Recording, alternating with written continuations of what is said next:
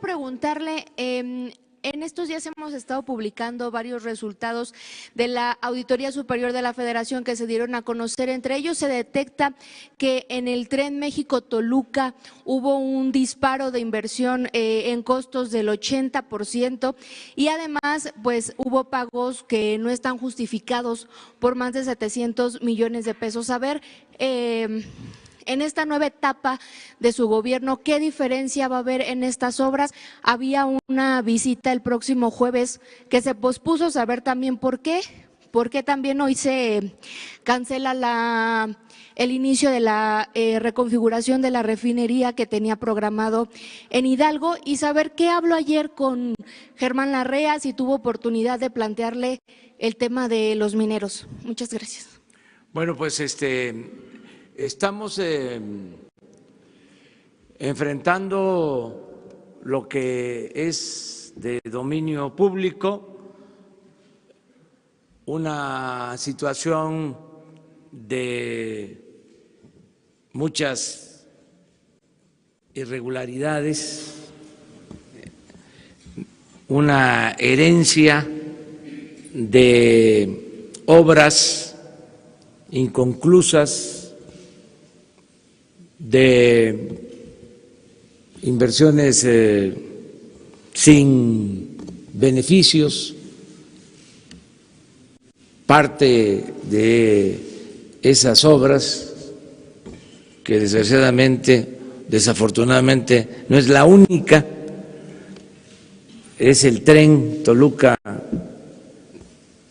a la Ciudad de México, que se estimó en 20,000 millones de pesos de manera original, fue creciendo la cantidad y ahora para concluirlo pues se necesitan alrededor de 15,000 millones adicionales,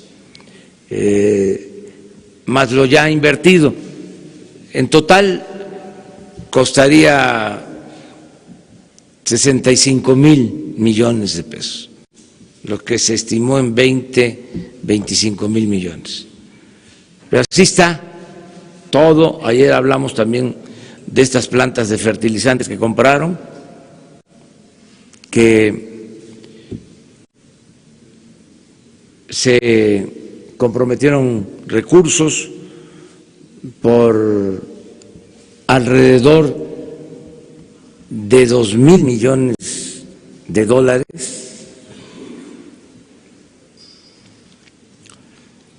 y todavía no operan las plantas porque eran plantas viejas, convertidas en chatarra, además de que se compraron a precios elevados, se destinaron recursos adicionales para rehabilitarlas y no se puede todavía terminar de modernizarlas.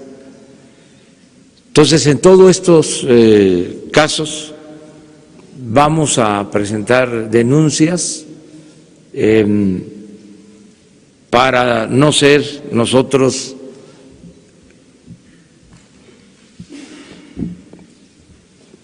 cómplices, porque si no lo mencionamos sería una omisión si no actuamos, y la instancia correspondiente va a decidir. Por eso la Fiscalía General, autónoma, independiente.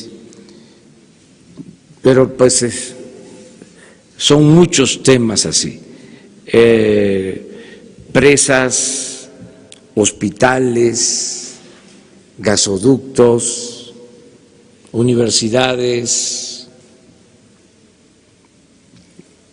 plantas, esto de los trenes. Les explico, por ejemplo, la situación del tren de Guadalajara. estuvieron a punto de inaugurarlo. Se autorizaron para este año 1,000 millones de pesos, pero cuando pido el reporte de cuánto se requiere para terminarlo, me están planteando los técnicos que necesitamos un presupuesto adicional a los 1,000 millones de pesos de 3,500 millones de pesos para terminarlo el fin de año. ¿Y por qué tenemos que terminarlo lo más pronto posible? Porque ha generado todo tipo de molestias, una obra que se debió terminar desde hace años, y así muchas otras. Entonces estamos haciendo una reprogramación para ir terminando obras en proceso. No nos equivocamos, desde el principio dijimos primero mantenimiento de carreteras, de infraestructura. Afortunadamente se aprobó presupuesto para mantenimiento de caminos y ya tengo el informe que se han licitado el 75% de las obras de mantenimiento a estas alturas. Eso fue un avance. Lo segundo, se le dio importancia a las obras en proceso, pero son tantas que no va a alcanzar el presupuesto de este año. Tenemos que reprogramar la terminación de estas obras. El caso del tren de Guadalajara, pues son 4,500 millones. El caso del tren de Toluca a Ciudad de México, alrededor de 15,000 millones. Entonces, vamos a priorizar, a lo mejor terminamos el de Guadalajara para resolver ese asunto y nos queda el de Toluca a la Ciudad de México para terminarlo en 2, 3 años, en la medida de que se reprograme el presupuesto. Pero eso es lo que se recibió, una situación de mucho tiradero de obra. Se hacían muchas obras para beneficio de compañías constructoras y no se pensaba en el interés general. Pero vamos a salir adelante. ¿Cuál es tu otra? Canceló su visita el próximo jueves. Tengo hoy una reunión para lo del tren, precisamente, con el secretario de Comunicaciones, con la jefa de gobierno, porque hay un tramo que tiene que ver con la Ciudad de México, donde vamos a tomar ya una definición. Y no tenía caso que yo fuera sin tener todos los elementos, por eso se pospuso. Y la segunda era la reunión que tuvo ayer con algunos empresarios. Vino Germán Larrea, si pudo comentarle el tema de los mineros. No exactamente lo de los mineros, pero sí me reuní con un grupo de empresarios para intercambiar puntos de vista con el propósito de que se invierta en el país, porque necesitamos que haya crecimiento de la economía, necesitamos generar empleos y fue muy buena la reunión. Ellos tienen inversiones en el sector minero, en el energético, tienen inversiones en comunicaciones, el grupo con el que me reuní, y lo voy a seguir haciendo para que se estimule la inversión, que haya confianza y que podamos contar con la inversión privada, nacional y extranjera, porque también debe de quedar claro que no nos alcanzaría la inversión pública para crecer como lo necesita el país. Necesitamos crecer a una tasa promedio anual del 4%, porque no olvidemos que en 36 años la tasa de crecimiento anual ha sido del 2%. En términos generales, en términos reales, prácticamente no ha habido crecimiento, porque si se descuenta el incremento poblacional, es casi cero en 36 años. Entonces, si no hay crecimiento económico, no hay empleos, no hay bienestar, no hay paz, no hay tranquilidad. Yo estoy convencido, seguro, que vamos a avanzar mucho y que va a haber crecimiento económico. Entre otras cosas, insisto, porque no va a haber corrupción, que ese es un ingrediente que impide, cuando hay corrupción se impide que haya crecimiento. O sea, la corrupción impide el crecimiento. O sea, entonces, al no permitirse la corrupción, hay crecimiento. Se los explico de manera sencilla. Los técnicos, los expertos van a las cifras, suele pasar, y dice, la inversión pública en México es de las más bajas del mundo. ¿Y sí? Sí, es de las más bajas, incluso del continente americano. Pero a eso habría que agregar la corrupción. Entonces, si se invierten en el papel 600,000 millones de pesos, en realidad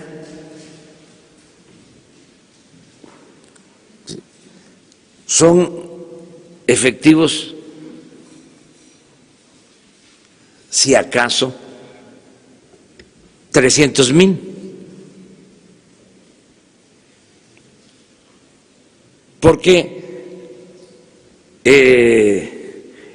esa inversión pública se convierte en corrupción en su mayor parte, y además se hacen obras que no se terminan. ¿Qué va a pasar ahora? Que esos 600,000 millones en efecto van a ser inversión pública y no se van a ir por el caño de la corrupción. Entonces tengo confianza de que esto nos va a permitir crecer. Vamos a hacer mucho más ahora con el presupuesto. Nada más, ¿a qué hora es su reunión con la SCT, presidente? Y si nos comparte el resto de su agenda del día, por favor. Pues tengo esa reunión, luego tengo otra reunión con el gobernador de Nayarit, que recuerde, pero Jesús les da la agenda.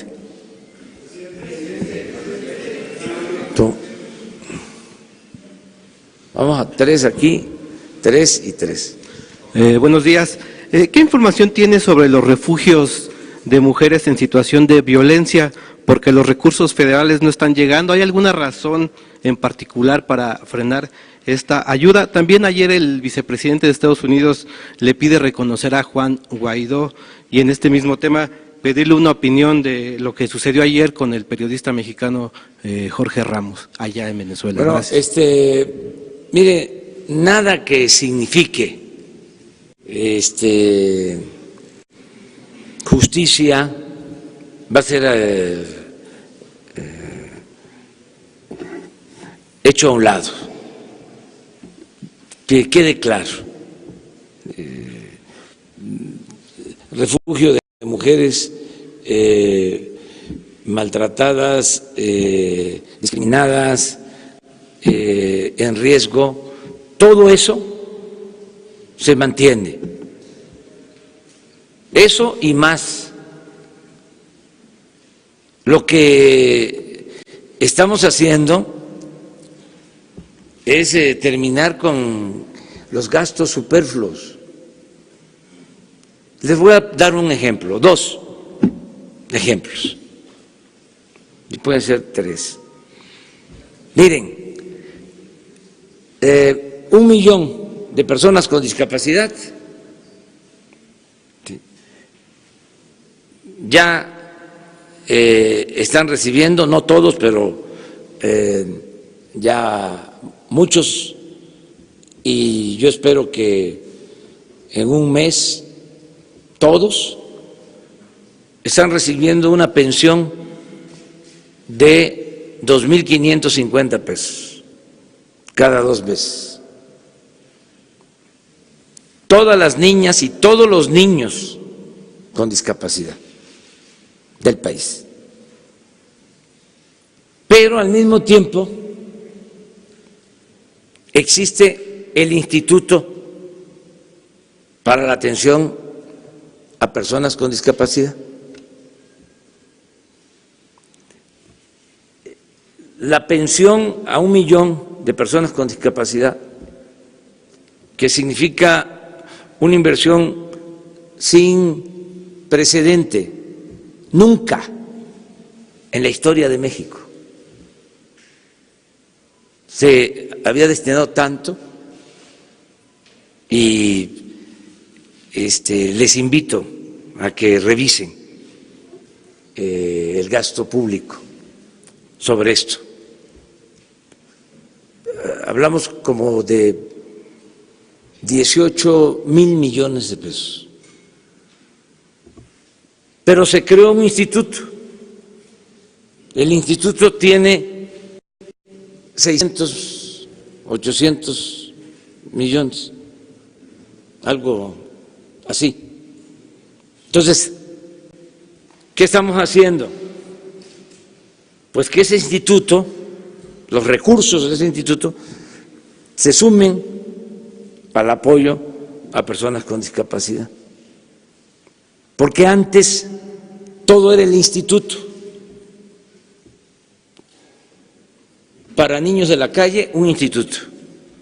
Para madres solteras, un instituto. Para adultos mayores, un instituto. Y cada instituto con un director general o directora general o coordinadora,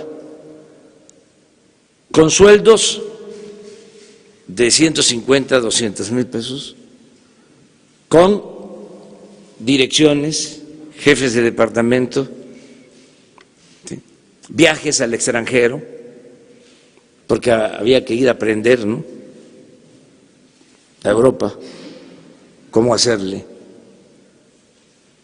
Entonces, ya no queremos eso, ya lo que queremos es, vamos a darle el apoyo directo a la gente, no a los aparatos burocráticos, porque el gobierno estaba ensimismado. El presupuesto era para el mismo gobierno, no le llegaba al pueblo. Esto cuesta trabajo que se entienda, porque había una costumbre burocrática, simuladora, porque ¿para qué se va a crear un instituto si no se ayuda al que lo requiere? Nada más aparato. Además,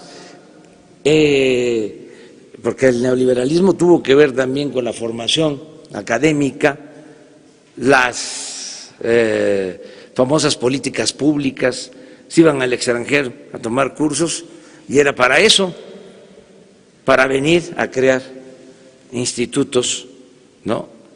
De todo. Al final de cuentas, el que lo necesitaba no recibía nada.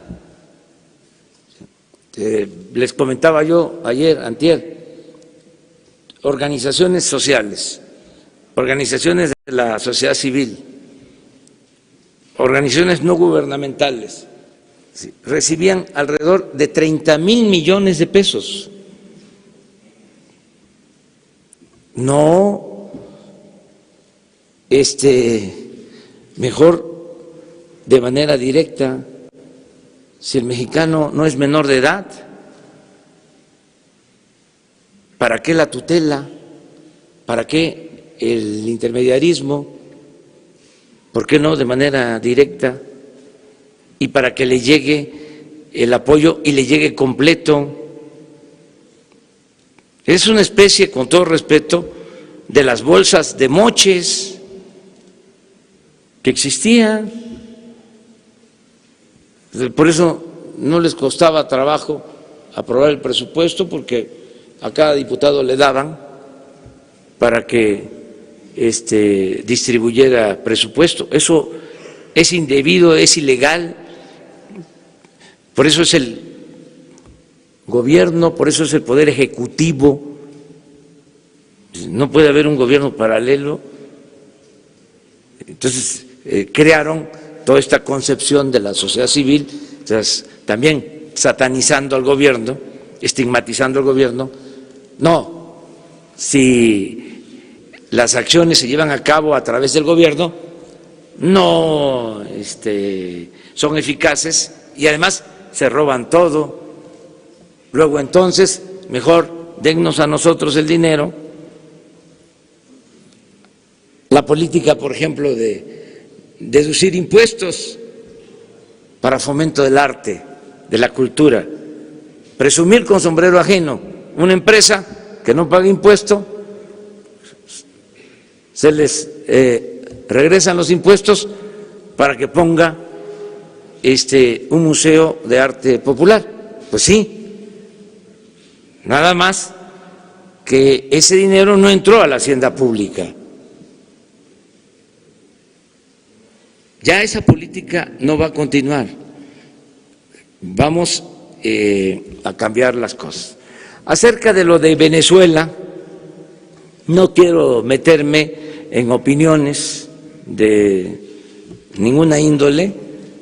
Ya fijamos nuestra postura, está lo suficientemente clara, está en la Constitución, y como dicen los abogados, no quiero leerles el artículo.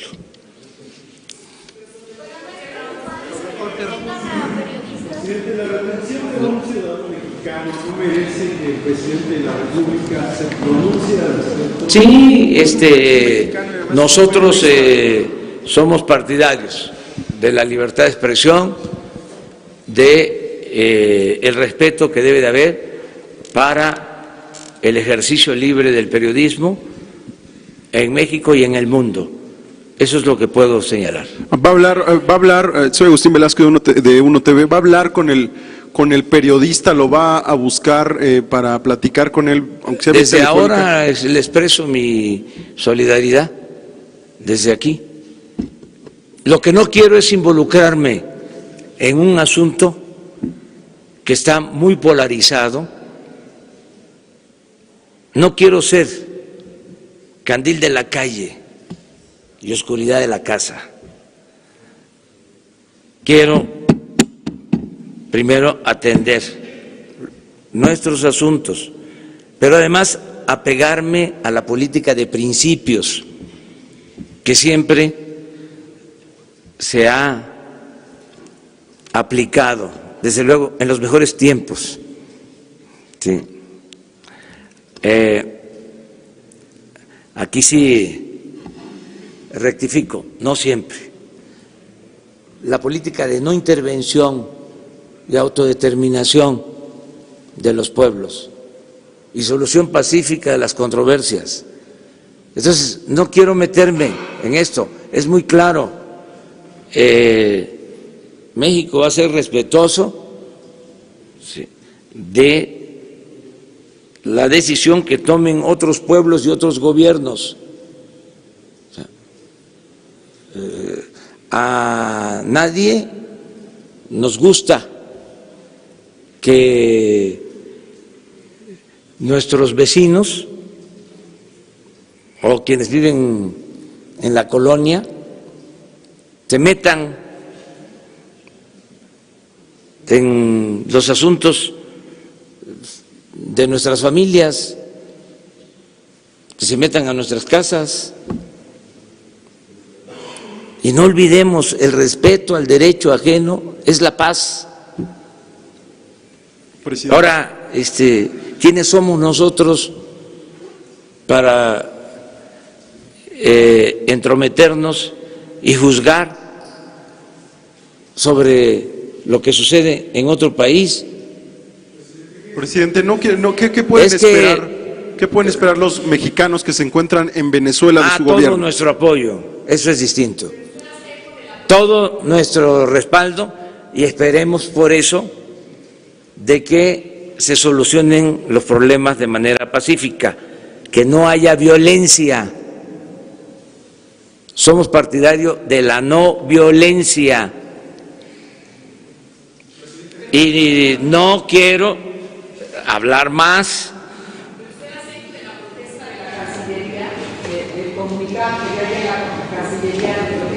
Que les quitaran el equipo a nuestros colegas de Univisión. La Cancillería de México tiene autonomía y respaldo lo que ellos sostuvieron. ¿Usted también exige que le regresen las Sí, cámaras y el equipo? lo que pidió la Cancillería mexicana. Pero no voy a abordar más sobre el tema, porque me metería yo a un terreno que no nos corresponde. Pero sí ratifica la protesta de la Cancillería. Sí, sí lo hizo nuestra Cancillería. Lo que sucede es de que nosotros le tenemos mucha confianza a Marcelo Ebrard, secretario de Relaciones Exteriores, y en este caso las opiniones de la Cancillería se apegan a la política que mantenemos y no hay ningún problema. No, le pedía al gobierno de México que ya se reconozca a Guaidó. Nosotros mantenemos una relación de respeto con el gobierno de Estados Unidos. No hemos tenido ningún tipo de presión. Y a ver, voy a decir algo importante.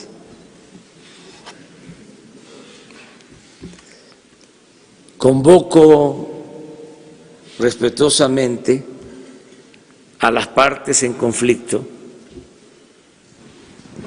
a que se sienten a dialogar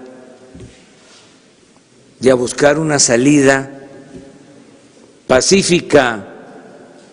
Eso sí lo puedo hacer porque nuestra Constitución habla de la solución pacífica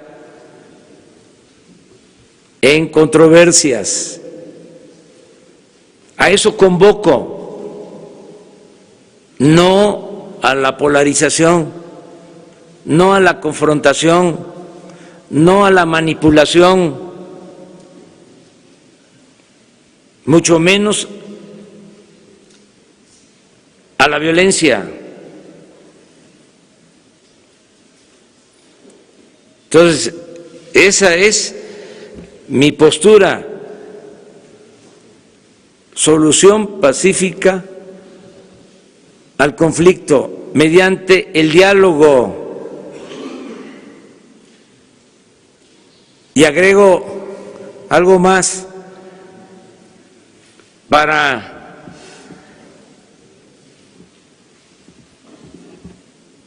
atender el asunto de la ayuda humanitaria, que se acuda a la ONU y a la Cruz Roja y que no se politice este tema.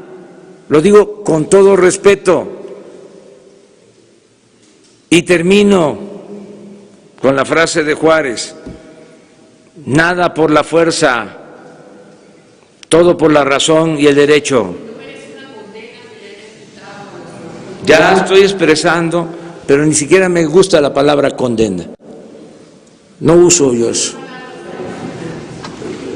Una manifestación de protesta, pero esos términos polarizan.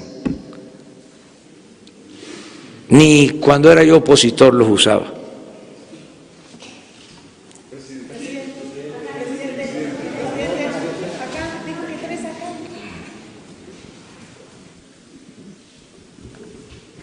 Buenos días, presidente. Rafael Herrera para Sin Censura con Vicente Serrano desde Chicago. Presidente, no sé si usted esté enterado de lo que circula en redes sociales, pero toma fuerza la idea de bonos para rescatar a Pemex. ¿Existe algún mecanismo para que los mexicanos inviertan en Pemex? Y en ese sentido, presidente, también hay un gran pedido de muchos mexicanos en Estados Unidos para que se les permita invertir por medio de préstamos hipotecarios de Infonavit. ¿Se puede? ¿Se ha hablado de esta posibilidad? Y por último, y si me permite, usted, presidente, se comprometió hace 3 semanas con el titular de Sin Censura, Vicente Serrano, a presentar un plan de apoyo a los migrantes en el extranjero. Hace una semana usted me dijo que las semanas pasadas iba a presentar este plan, pero pasó la semana y no se presentó.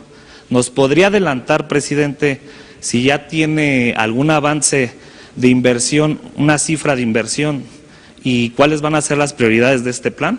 Muchas gracias, presidente. Bueno, sobre esto último, en efecto, yo tengo ese compromiso y esta semana le voy a pedir que venga con ustedes y comparezca el secretario de Relaciones Exteriores para hablar sobre el apoyo a nuestros paisanos migrantes esta semana. ¿Qué otra cosa preguntaste? Si los mexicanos de a pie podrían invertir en México, en claro, Pemex. La mejor inversión es que todos ayudemos, como lo hacen millones de mexicanos, pagando nuestros impuestos para fortalecer la hacienda pública, y que todos ayuden también actuando como guardianes para no permitir la corrupción en el país. Esa es una forma de contribuir. Nuestros paisanos migrantes ayudan muchísimo, envían cada año a sus familiares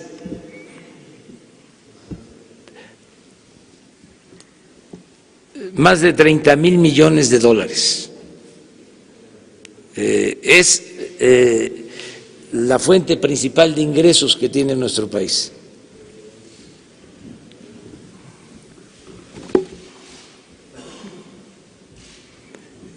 es la principal fuente de ingresos que tienen. Ya me trajeron mi acordeón. Entonces, ayudan mucho, ¿sí? Y desde luego que están abiertas las posibilidades de inversión. En este caso para Pemex, los ciudadanos de Apoe puedan invertir en bonos en Pemex para su rescate. Eso habría que verlo de acuerdo a las leyes vigentes, ¿sí? Pero estamos rescatando a Pemex porque se está invirtiendo, eso lo tienen que saber todos los mexicanos. Vamos a rescatar a Pemex. Se está invirtiendo como nunca en los últimos tiempos para producir más petróleo crudo y es un negocio muy rentable porque si no hay corrupción, extraer un barril de petróleo cuesta cuando mucho $6. Y se está vendiendo en $54 el barril.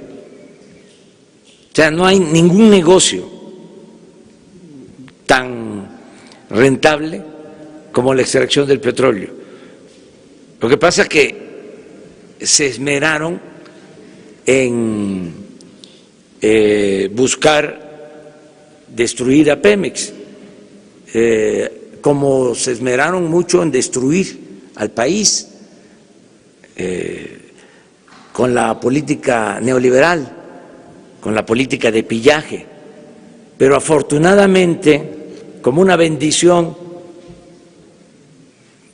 ya cuando estaban por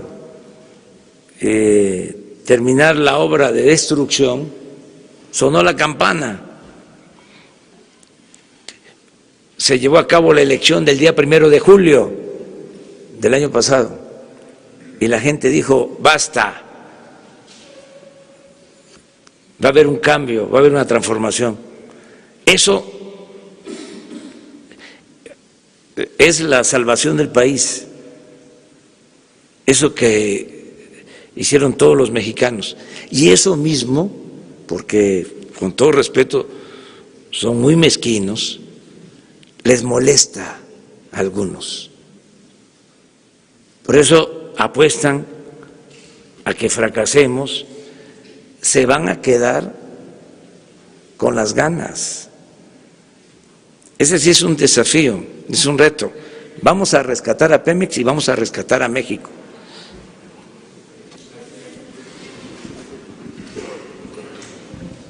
Gracias. Buenos días, señor presidente.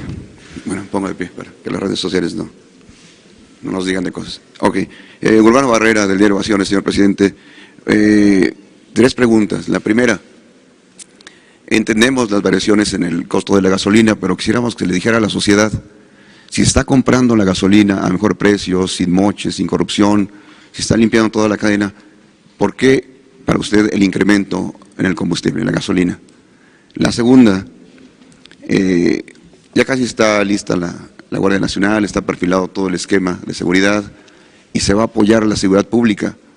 ¿Qué va a hacer usted cuando se enfrente a los problemas de la infraestructura, ¿no? Por ejemplo, en la Ciudad de México, que es una de las policías mejor estructuradas, tenemos 5,000 patrullas, pero 1,000 están paradas por falta de mantenimiento, por cuestiones no muy claras ahí, es el 20%, son algo así como 62 patrullas por alcaldía. ¿Qué pasa ahí? Y la tercera, si usted contempla decirle a la jefa de gobierno, Claudia, que hace falta una limpia en la policía del metro. Nos enteramos el sábado anterior, el sábado 16, de la señora María Guadalupe Fuentes Arias, se desmayó en la estación Tacubaya, llegan a asistirla el personal policíaco de la estación, la meten a uno de los cubículos, después sale y la colocan en una escalinata de entrada, sin celular, sin dinero, le dejaron 3 pesos. Hay videos que grabaron todo, están en la carpeta de investigación, pero no ha ocurrido nada y siguen impunes estas personas. A eso se exponen las jóvenes, ha habido problemas de jóvenes atacadas en el metro. ¿Es necesaria una limpia? ¿Qué le podría decir a la jefa de gobierno? Esas tres cuestiones, señor presidente. Gracias. Miren, es muy buena pregunta lo del aumento en el precio de la gasolina, porque me sirve para informar en general y contrarrestar malos entendidos y la mala fe también de nuestros adversarios. ¿Qué ha pasado en el tiempo que llevamos con el precio de las gasolinas y del diésel? Ha habido un aumento en la gasolina magna y una disminución en la premium. Le estoy dando a conocer esto que considero importante. De acuerdo al precio que Pemex vende a los expendios, esto puede significar más o menos de conformidad con el margen de utilidad que tengan los concesionarios, pero el precio base en el tiempo que llevamos ha aumentado en la gasolina magna y ha disminuido en la premium. De todas maneras, yo tengo un compromiso que voy a cumplir para que se sepa. No va a aumentar la gasolina, ni el diésel, ni el gas, ni la luz en términos reales. Si se está dando este aumento, estamos esperando el momento para hacer un ajuste, para cumplir el compromiso. ¿Qué significa? La gasolina no va a aumentar arriba de la inflación, nunca, ni el diésel, ni el gas, ni la luz.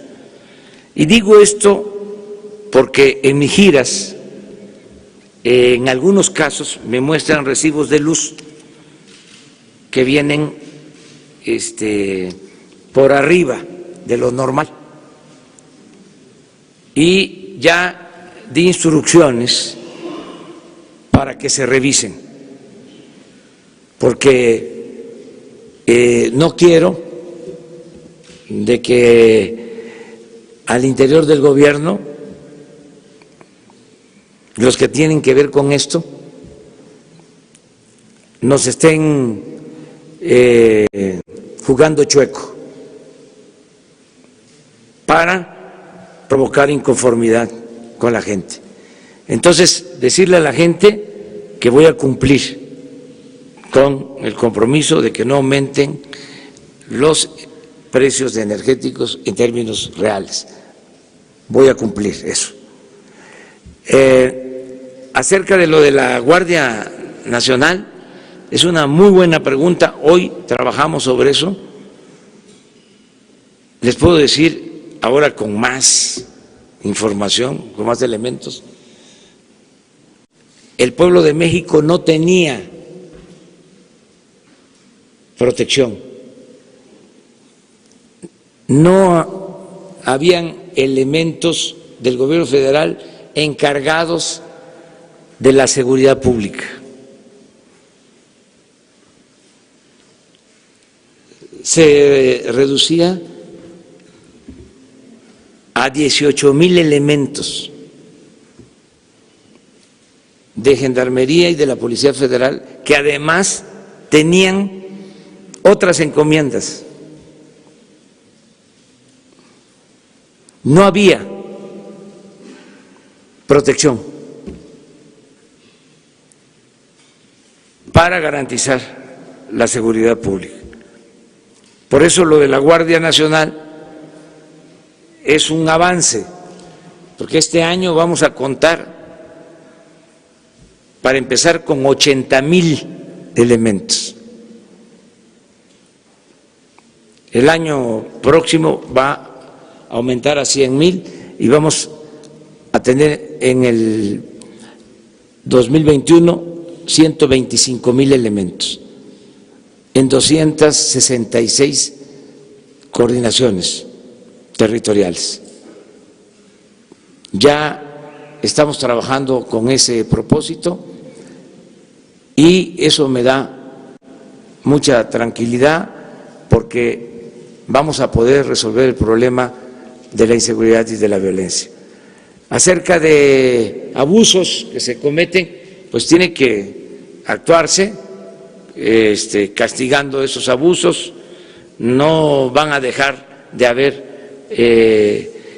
estas actitudes corruptas, ¿sí?, indebidas, pero no permitirlas, que no haya impunidad.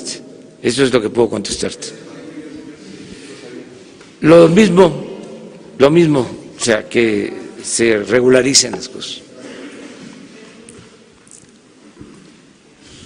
Buenos días, señor presidente. Ricardo García, de Revolución 3.0. Dos preguntas. Primero, el día de ayer fue nombrado José Antonio Meade para laborar en un banco. Entonces, bueno, quisiera saber su opinión al respecto. Si así como en la semana pasada podría haber señalamientos de conflicto de intereses, puesto que él ha laborado en el servicio público durante muchos años. Y en otro tema, después, a raíz de la muerte de un activista de Samir, en torno a la presa, a la termoeléctrica, se ha desatado una serie de posicionamientos por parte de la sociedad civil en torno a que al día de hoy suman 14 activistas y comunicadores que han muerto durante su sexenio. Saber si se está trabajando en una ley o una modificación a la ley de protección de defensores y periodistas, porque muchos de ellos inclusive estaban bajo la protección de ese mecanismo federal cuando pues ocurrió su muerte. Muchas gracias. Sí, es cierto lo que comentas y es un tema que se está atendiendo, lo de la protección de dirigentes sociales, de periodistas, porque incluso con custodia, en el tiempo que llevamos han perdido la vida 5 periodistas, con custodia, han sido asesinados más. Estamos atendiendo esto, es parte de lo mismo, de la descomposición en que está el país y la falta de protección y de atención al problema de la inseguridad y de la violencia. Se dejó sin atender este asunto y se fijaron otras prioridades. El cambio que se está dando ahora es la protección a los ciudadanos en seguridad pública, básicamente. Eso es lo que estamos haciendo. Lo primero que me preguntaste es sobre un posible conflicto de intereses que pudiera. Gracias. Sobre un posible conflicto de intereses que pudiera haber en torno a la reciente designación para laborar en un banco de José Antonio Meade. Pues ya hablé de eso, ya no quiero que llueva sobre mojado. Lo que sí puedo mencionarles es que reiterar que hemos presentado una iniciativa de ley para que esto no suceda, para que exista una veda de 10 años, que los funcionarios públicos que terminen no puedan en 10 años laborar en empresas afines al cargo que desempeñaron. Pueden dedicarse a la docencia, a la investigación, a otras actividades, pero no a las actividades vinculadas a los cargos que desempeñaron.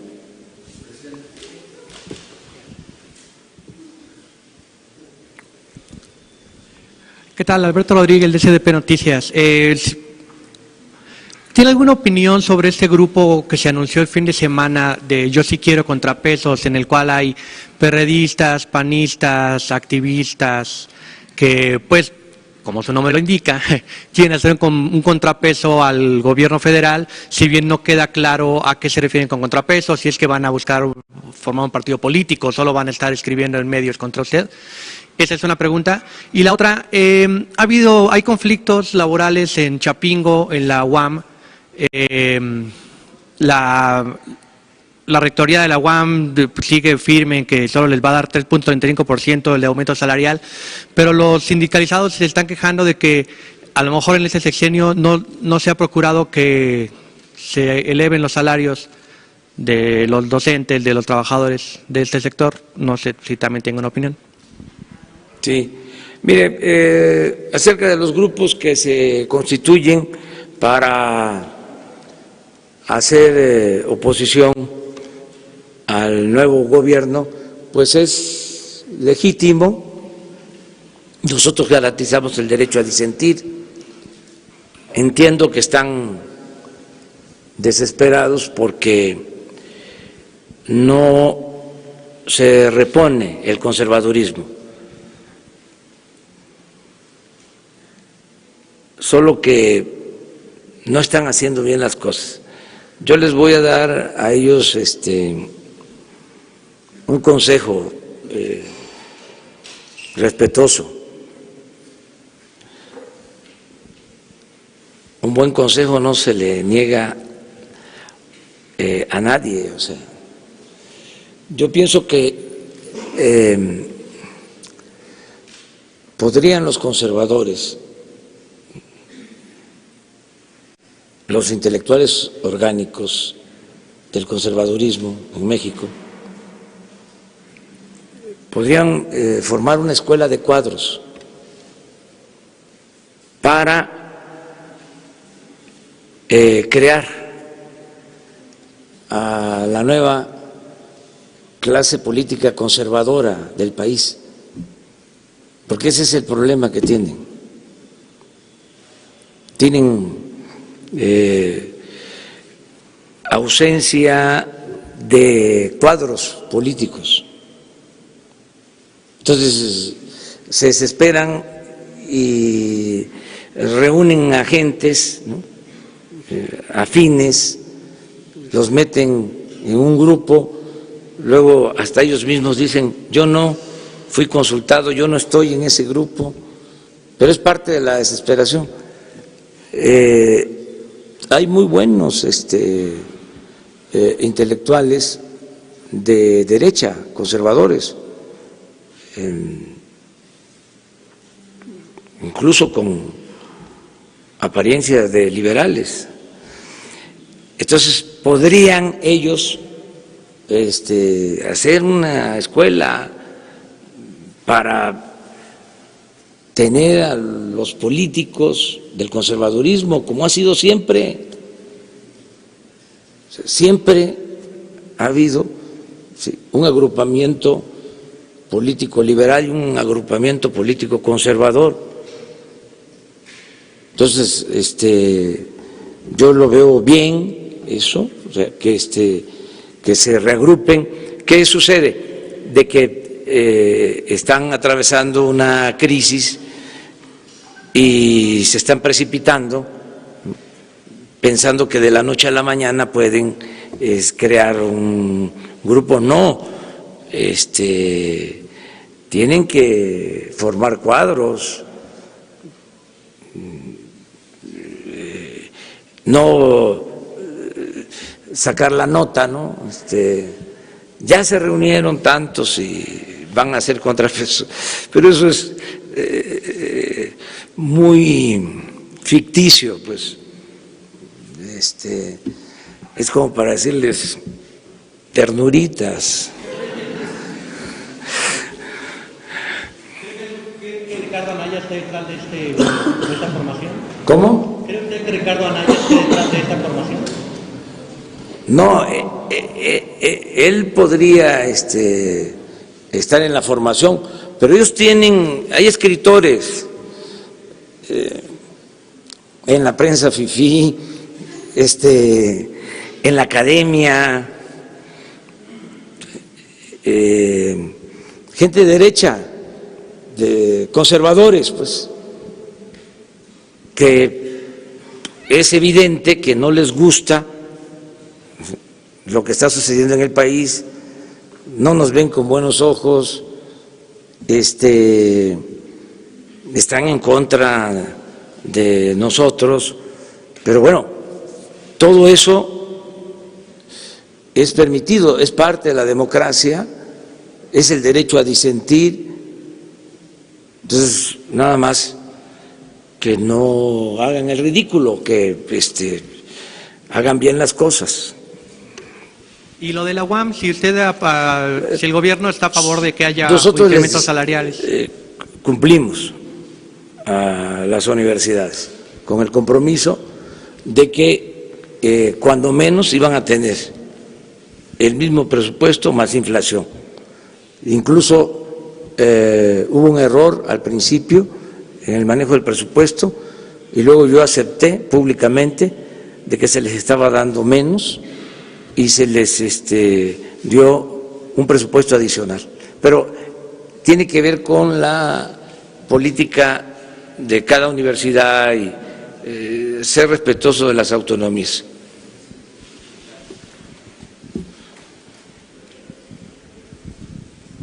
Buenos días, presidente de México, servidor Carlos Pozos, líderes mexicanos y Petróleo y Energía. Presidente, ahorita usted acaba de hacer esta convocatoria.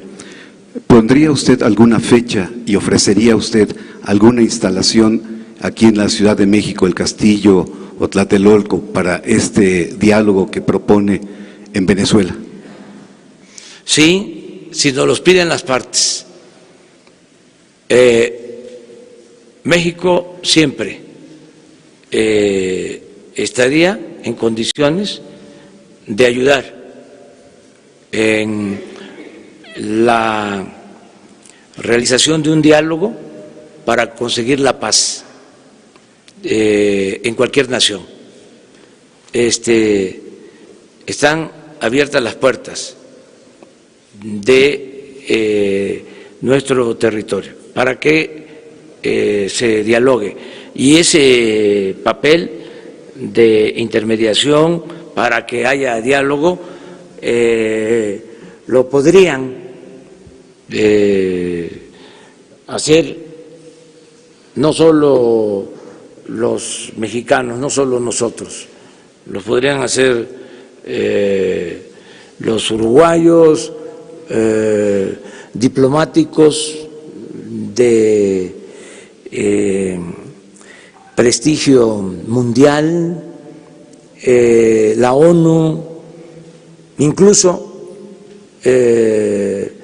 hasta el Papa Francisco, que ya lo ha hecho. O sea, acuérdense de que hubo un acercamiento durante el gobierno del presidente Obama con el gobierno de Cuba y participó el Papa Francisco en el logro de ese diálogo. Y lo mismo para el caso de Colombia, en un acuerdo de paz. Entonces, sí hay forma de que se busque una salida pacífica al conflicto de Venezuela, y es cosa de que las partes muestren voluntad para eso. Esa es una de las razones por las que nosotros no queremos tomar partido, porque si todo el mundo se dedica a condenar a una o a otra de las partes, pues entonces no va a haber política. ¿Para qué se fundó la política? ¿Para qué se creó la política? ¿Para qué es la política, entre otras cosas? Para evitar la guerra. Y más la diplomacia. Entonces, ¿qué vamos a estar aquí o en cualquier otro lugar con dimes y diretes, a favor, en contra, polarizando? Yo creo que si nos importan los pueblos, ¿sí?, hay que actuar con responsabilidad, no en función de la carga ideológica o de los intereses hegemónicos, sino en función del interés general y del interés de los ciudadanos de manera auténtica, de manera real, no utilizar pretextos que no tienen que ver con el sentido común. A veces yo no me puedo meter, tengo que estar ahí en el límite, ¿no? Pero hay cosas que ofenden la inteligencia, de veras.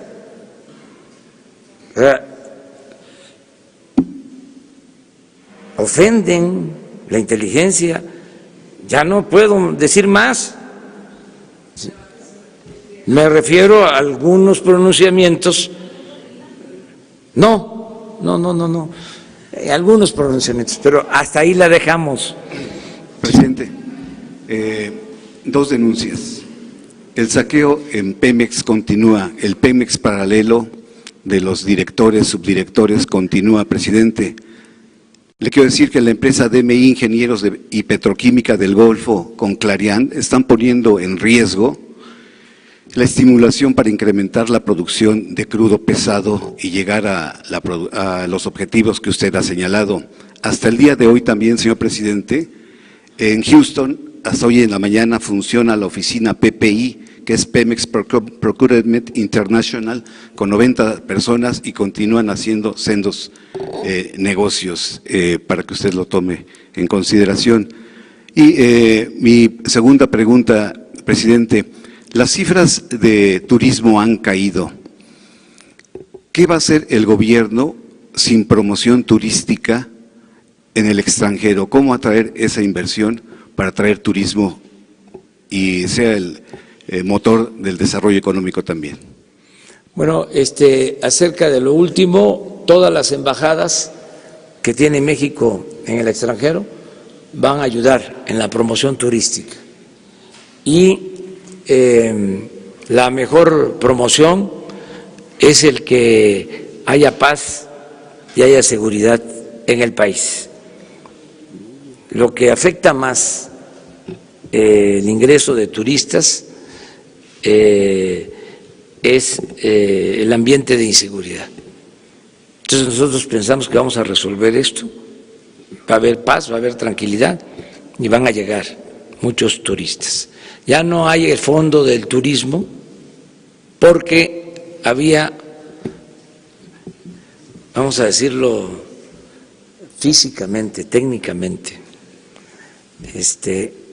en el marco de la jeringonza neoliberal, había opacidad. Entonces, eso ya se termina y esos recursos son los que se van a utilizar para la construcción del Tren Maya.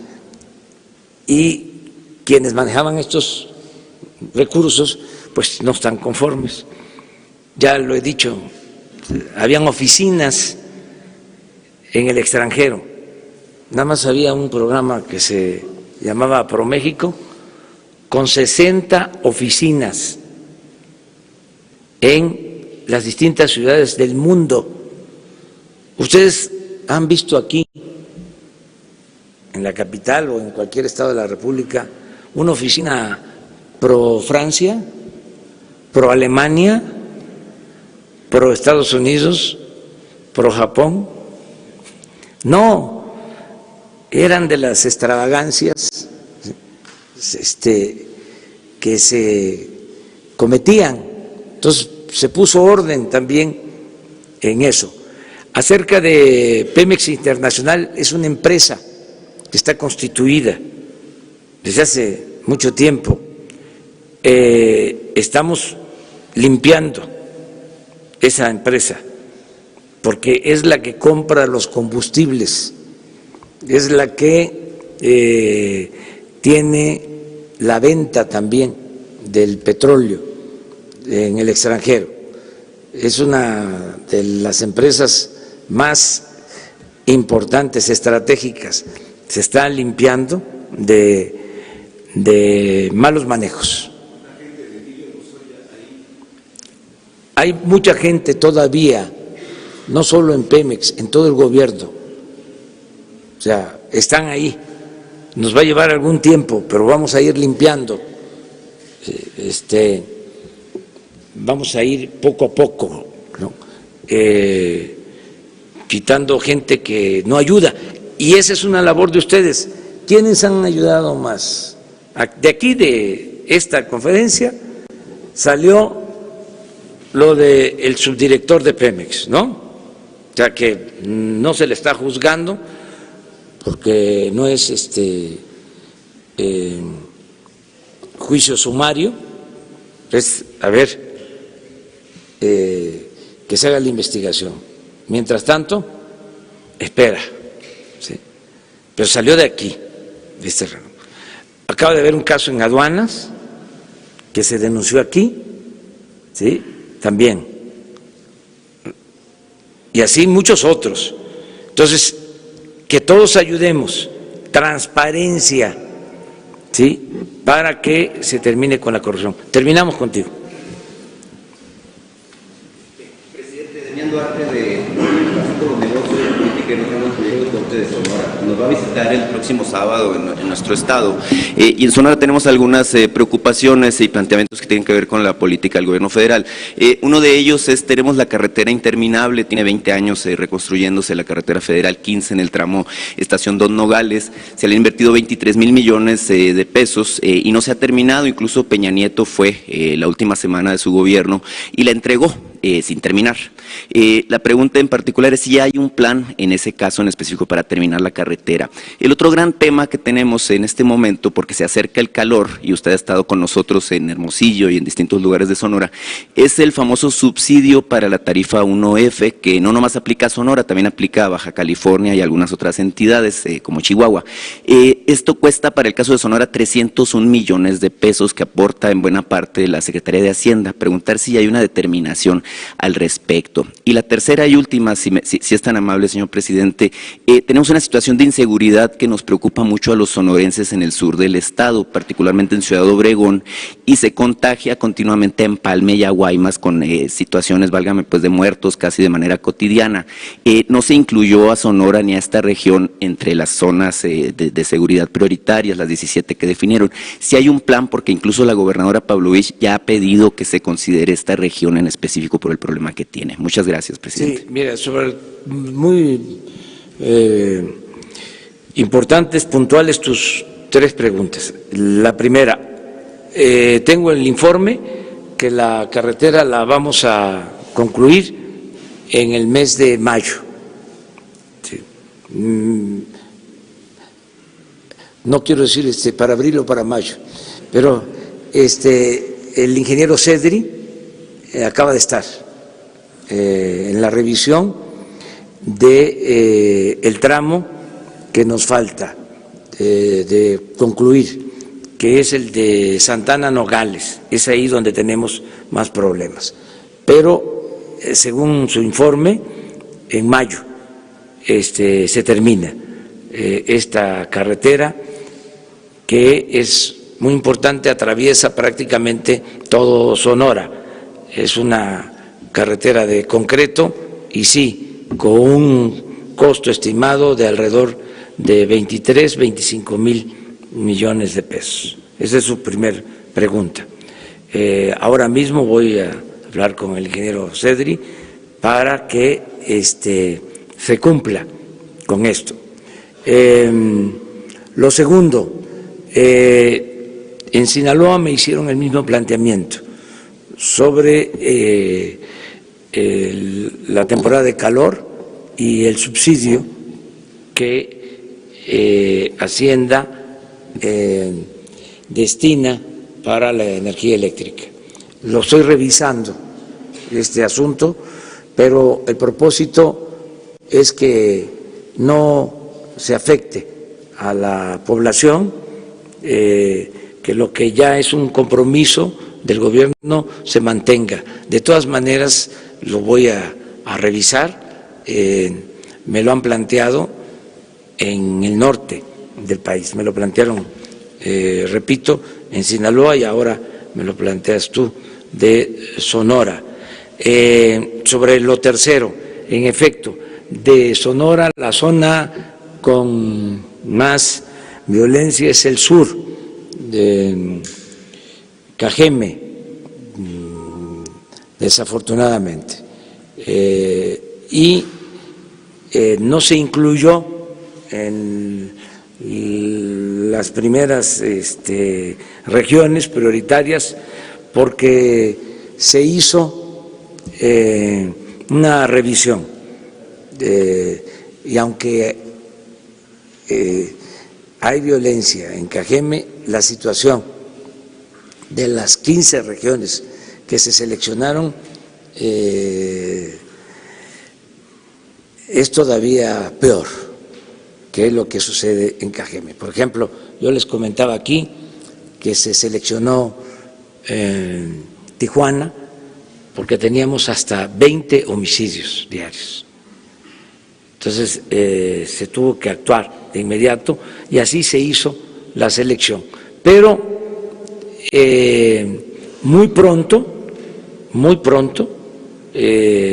ya vamos a atender 150 regiones del país con la Guardia Nacional. Yo espero que ya se apruebe la Guardia por la Cámara de Diputados, que nos ayuden en los congresos locales, porque es una reforma constitucional que requiere de la mayoría de los congresos locales en su aprobación, pero ya tenemos el plan y ya se autorizaron los recursos, el presupuesto para la Guardia Nacional, y de esta manera vamos a estar en mejores condiciones de atender la demanda de seguridad en Sonora y en todo el país. Muchas gracias. ¿No, cómo? ¿Ya vio el video de la detención de la maestra Esther Gordillo hace 6 años? No lo he visto. ¿Hay condiciones para que regrese la maestra al escenario político? No, es que no he visto el video. Déjame que yo lo vea. No, pero digo, aparte, Sí. esto es aparte. La sección 22 de la CENTE se está manifestando afuera de Palacio Nacional en ese momento. Esta organización recibía recursos de parte del gobierno federal. Usted ha hecho el compromiso de que se van a seguir cumpliendo esos compromisos. ¿Habrá algún momento en que se sienten con la CENTE para evitar ese tipo de presiones que hacen en contra de gobiernos estatales, el propio gobierno federal, toda vez que están anunciando que se van a quedar en plantón permanente aquí hasta que ustedes cumplan el pliego petitorio que les quieren entregar?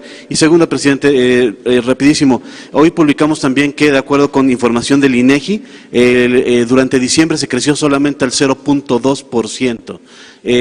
¿Hay expectativa de que el crecimiento, como usted ha ofrecido, sí se alcance la cifra del 4% que nos ha comentado desde Ahí la vamos campaña? a ir, 4% en promedio en el sexenio. Vamos poco a poco, pero sí tenemos confianza de que va a haber crecimiento y que vamos a cumplir nuestras metas. Aceptamos todos los desafíos. Acerca de las protestas, se atienden todas y es parte de nuestro trabajo, escuchar a quienes están inconformes y buscar respuestas. Una ya, ¿no? A ver tú. Buen día, presidente Andrés Manuel López Obrador. Soy Dalirio Oropesa de Pie Página, piedepagina.mx. De acuerdo con las actas, ganó el no a la termoeléctrica en 11 municipios que son directamente afectados. También son afectados por el proyecto integral Morelos. Incluso en Ayala, que es la tierra del jefe Emiliano Zapata, los resultados son 3,000 a 300.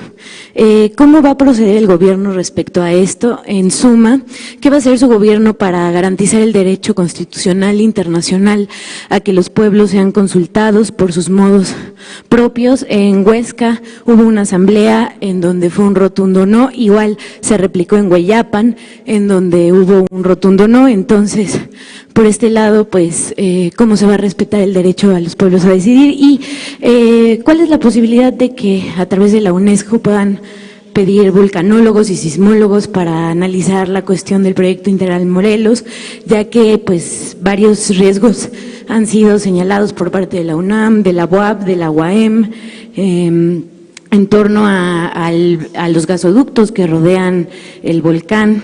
Entonces, pues estas cuestiones. Sí, se está consultando a organismos internacionales para que den su opinión. Ya hemos firmado incluso acuerdos, lo hicimos aquí, para ver la calidad del agua y estamos dispuestos a que cualquier organismo internacional revise esta situación. Y acerca de la consulta, pues lo que se hace es preguntarle a la gente, eso es la democracia. Pero ¿cómo, por ejemplo, Cuernavaca no podría decidir encima de los pueblos que están directamente afectados? Pues todos somos afectados, en un sentido o en otro, porque si la planta, ¿sí?, no funciona, se tiene que comprar la energía eléctrica a empresas extranjeras a precios elevados, se tiene que pagar subsidio, se afecta a toda la población, o sea, es como se le quiera ver. Yo entiendo, ¿sí?, que existe inconformidad de parte de los afectados directos, pero también hay una afectación a la hacienda pública. El presupuesto es dinero de todos, son 25,000 millones de pesos. Entonces, no es un asunto sencillo, es complejo, y la mejor manera de resolverlo es con el diálogo y con la democracia. No hay otra forma. El que si existe una inconformidad, existe un conflicto, vamos a preguntarle a la gente, que la gente decida. Eso nunca se había hecho en el país, nunca. Y por eso también mi reproche fraterno a las organizaciones que se presentan como de izquierda o radicales. Para mí eso es conservadurismo, eso es mantener el statu quo, es decir, es conservar, que sigan las cosas igual. Una realidad se conoce para transformarla. Entonces, no es nada más conocer la realidad, sino transformarla. El que se utilice la democracia para resolver los problemas es un gran avance en un país donde casi nunca ha habido democracia.